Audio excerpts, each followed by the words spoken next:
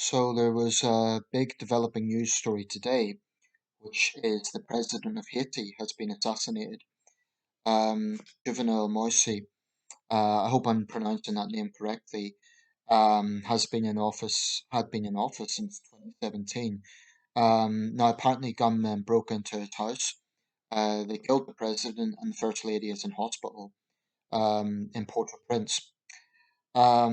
This is a dramatic development because Haiti is obviously a very volatile country. It's the poorest country in the Western Hemisphere, and it's still recovering from the 2010 earthquake. Um, so this won't make things better. Moise, like a lot of Haitian presidents, was a polarizing figure. And I've just been watching an interview in French on Al Jazeera. With their correspondent Teresa Bow, who's the America's correspondent. And the big issue that was coming up, this was from January 2020, the big issue that kept coming up is corruption. And if you look at the protesters in Port-au-Prince, the big thing that always comes up in failed states, and I don't think there's any point of glossing it over, Haiti is essentially a failed state. Um, the big thing that always comes up is corruption. So in countries where the corruption index is very low, it's difficult, I think, to appreciate just how endemic a problem that can be in terms of public trust and in terms of even those in power. Now, there's mixed reports, of course, as to what exactly has happened with this.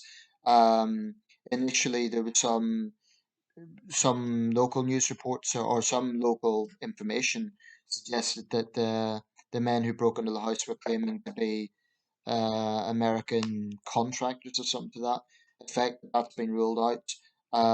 That appears to just be some sort of cover. Um, Moise himself had been a controversial figure. He'd been connected to corruption and even to organized crime. So who knows? Obviously, there's going to have to be a full inquiry into this. I understand the Prime Minister, Claude Joseph, has taken over. Um, so there's going to be huge pressure on him. There'll need to be an inquiry. There's going to be anger on the streets, not necessarily from the assassination, but just generally, life in Haiti is very tough, and it's a very difficult country to govern.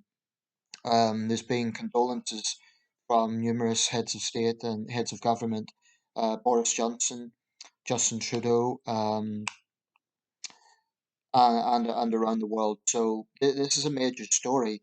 I'm trying to think of the last time a serving president was assassinated. Earlier this year, of course, Idris Deby of Chad was killed in battle, which is also an unusual occurrence.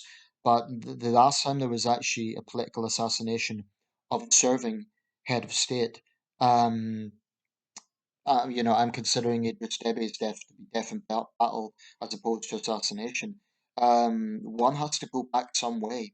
This is not an everyday occurrence, and even in a dangerous country like Haiti, it's going to make things volatile. But I'm not. My impression of the Haitian people, from what I've seen, is there's a real spirit there.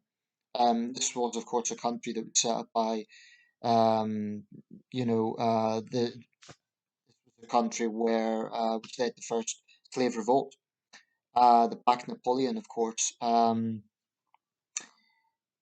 It's it's difficult to know what solution there could be for a country like Haiti. But like I say, I think the Haitian people, they've been through so much, but they're human beings. They've got a breaking point like everyone, and something is going to have to change there. Otherwise, it could end up in civil war or something. But anyway, I want to know from Haitians, firstly, my condolences. This is an awful thing for any country to go through. Um, and what do you think? Who do you think was responsible? What do you think is going to be the happen? What's going to happen next? Let me know your thoughts if you're in Haiti or if you know anyone there. I think it's a major development today.